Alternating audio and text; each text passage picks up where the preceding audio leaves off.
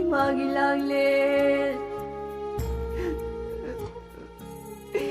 Kuiri, ichagi nuksira basaktam konje takida. Imagi chatumbi, imabukari oirasige. Imagi kutna, ichagi marasim dada, ichabu chukat pada. Imadi kamangandre.